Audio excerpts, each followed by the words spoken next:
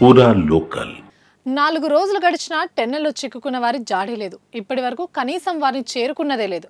అసలు లోపల ఉన్నవారు బ్రతికే ఉన్నారో లేదో అనే అనుమానం. టెన్నెల్లో చిక్కుకున్న వారిని కాపాడేందుకు విశ్వ ప్రయత్నాలు చేస్తున్న రెస్క్యూ బృందాలు.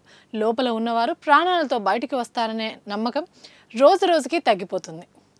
ఎస్ఎల్బీసీ సొరంగం పైకప్పు కూలిన ప్రాంతం భయంకరమైన ఊబిలా మారిపోయింది. టెన్నెల్ బోరింగ్ మిషన్ వద్ద పరిస్థితిని అంచనా వేయడానికి 34 మంది సైన్యం, ఎన్డీఆర్ఎఫ్ ప్రత్యేక బృందం సొరంగంలోకి వెళ్ళింది.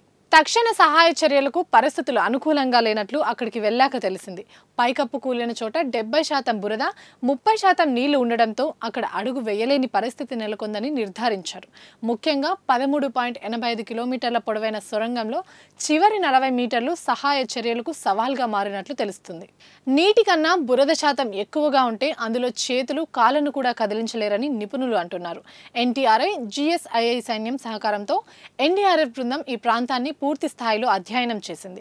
సొరంగం చివర్లో పైకప్పు నుంచి మట్టి పడుతుండటం, దిగువన 15 అడుగుల స్థాయిలో ఊబిలాంటి బురద ఉండటం, చిమ్మ చీకటి, గాలి లేకపోవడంతో ఎలాంటి సహాయ చర్యలు చేపట్టడానికి వీలు పడడం లేదంటున్నారు. వివిధ సంస్థలు సమకూర్చిన అధునాతన కెమెరాలు, పరికరాలు కూడా విఫలమవుతున్నాయి. డ్రోన్లు కూడా ఆ ప్రాంతాన్ని చేరుకోలేకపోతున్నాయి. దీనికి తోడు టెన్నెల్లో 12 కిలోమీటర్లు దాటిన తర్వాత బురద, నీళ్లలో నడిచి వెళ్లాల్సి ఉండడంతో రక్షణ బృందాలు ఇబ్బంది పడుతున్నాయి. అత్యంత కష్టంగా నడిచి వెళ్లిన ఆక్సిజన్ సరిగ్గా అందకపోవడంతో అక్కడ ఎక్కువసేపు ఉండలేక అవస్థలు పడుతున్నట్లు చెబుతున్నారు. ఇవి ఇప్పటివరకు అప్డేట్స్. మరిన్ని అప్డేట్స్ కోసం చూస్తూనే ఉండండి పూరా లోకల్.